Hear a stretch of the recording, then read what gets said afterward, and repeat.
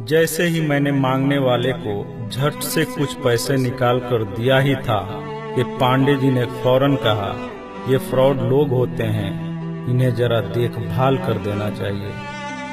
ये लोग हमारी अच्छाई का फायदा उठाते हैं और हमें ठगते हैं। पांडे जी की बातों को सुनकर मैंने कहा, आपने बिल्कुल सही फरमाया। पहले मैं भी ऐसा ही करता था, लेकिन एक वाक़ये ने मेरी दुनिया ही पलट कर रख दिया। रोज की तरह मैं घर से ऑफिस के लिए जा रहा था कि रास्ते में एक शख्स फुटपाथ के किनारे अपना बीमार बच्चा लेटाए हुए उसे हॉस्पिटल ले जाने के लिए भगवान के नाम पर टैक्सी का किराया मांग रहा था। वो कभी किसी पैदल का बाजू पकड़कर हाथ जोड़ देता, मेरा बच्चा बचा लें, मुझे टैक्सी का किराया दे दें, तो कभी किसी गाड़ी वाले को हाथ देकर रोकता और उसके पीछे भागता कि वो कार में उसके बच्चे को हॉस्पिटल पहुंचा दे। कोई रुकता तो कोई नहीं रुकता, जो भी रुकता वो भी उसे घूर कर देखता और आप वाली सोच सोच कर उसे डांटता, काम करके खाने की नसीहत करता और आगे निकल जाता। मैं जैसे ही अपनी कार पार्क कर रहा था कि उसकी नजर मुझ पर भी पड़ी और वो मेरे गाड़ी के सामने आकर खड़ा हो गया था और मेरे रुकते ही मेरे दरवाजे के शीशे पे जोर जोर से पीटने लगा। जैसे ही मैंने गिलास नीचे किया, उसने मेरा हाथ पकड़ लिया और कहने लगा, भाईजान, खुदा के लिए मेरे बच्चे की जिंदगी बचा लें, उसे सख्त बुखार है। आप नीचे उतरकर उसको देख तो लें तो आपको यकीन आ जाएगा। आप देंगे तो शायद किसी और को भी एतबार आ जाए। मगर मैं भी उसी की तरह सोच रहा था। मैंने भी उसे काम करके खाने की तस्कीन की और पिछले जुम्मा की सुनी हुई हदीस उसको भी सुना दी कि कमा कर खाने वाला अल्लाह का दोस्त होता है, और गिलास बंद करके आगे बढ़ गया, ये बड़बड़ाते हुए कि हरामखोर ये हमें बेवकूफ समझते हैं। 2-3 घंटे के बाद मैं वापस आया तो अब भी उसी जगह खड़ा मांग रहा था। बच्चे को अब वो सड़क के किनारे ले आया था और उसके चेहरे से कपड़ा भी उठा रखा था और वो दहाड़ मार मार कर रो रहा था। अब वो अपने बच्चे के कफन और दफन के लिए मांग रहा था। मैं गाड़ी रोककर नीचे उतरा और मैयत की तरफ देखा। फूल की तरह मासूम बच्चा जिंदगी का बाजी हार गया था।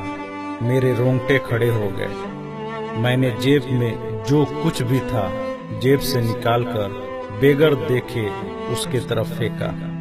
उससे पहले कि उसका बाप मुझे देखे, मैं उस तेजी से वहां से निकला मानो दुनिया की सारी बलाएं मेरे पीछे लग गई हों। मैं ऑफिस पहुंचा तो मेरा बुरा हाल था, ऐसा कि जैसे मुझे बुखार जकड़ने लगा हो। मेरा काम में मन नहीं लग रहा था। मैंने उस दिन की सारी मीटिंग को कैंसिल कर दिया। मैं भी उसी बच्चे की तरह एड़िया रगड़ रगड़ कर मरना चाहता था।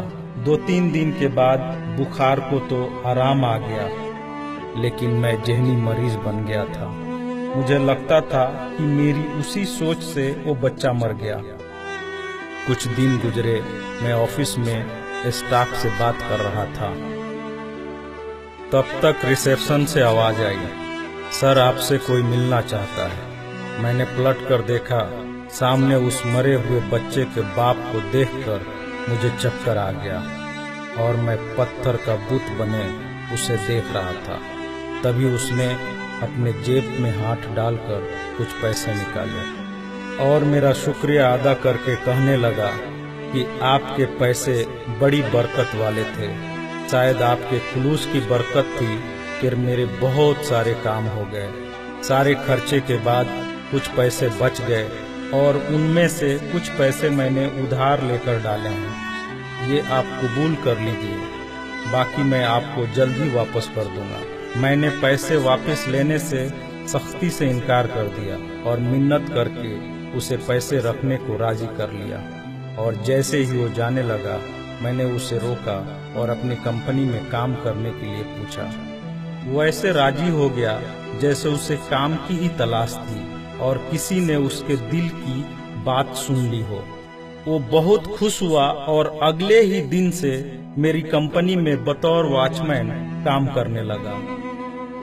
पांडे जी, मैं आपको उससे मिलवाऊंगा, लेकिन वो कार वाला किस्से का जिक्र उससे मत करना। उसने आज तक नहीं पहचाना कि उसने मेरा भी कार रोककर मुझसे मदद मांगी थी।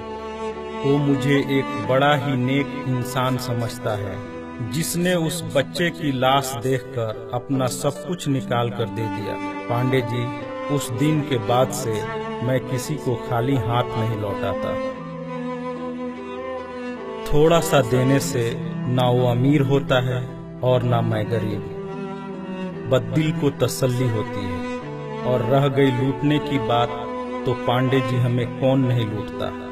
कपड़े वाला हमें लूटता है, दवाई वाला हमें लूटता है, सब्जी वाला हमें लूटता है, दूध वाला हमें लूटता है। इतना सा लूटने के बाद अगर कोई हमें खुदा के नाम पे लूट ले, तो शायद मरने के बाद खुदा हमारे गुनाहों को माफ कर दे कि ये बंदा मेरे खातिर मेरे नाम पे लूटता रहा, और शायद हमारी गुनाह बख्श दे। पांडे जी, माना कि हर मांगने वाला सच्चा नहीं होता, पर जरूरी ये भी नहीं कि सब झूठे ही हों। वैसे भी अपने काम काज में कई बार फेल होने के बाद भी हम कोशिश करना नहीं छोड़ते, तो कुछ ठग लोगों की वजह से जरूरतमंदों की मदद करना क्यों छोड़ देते हैं।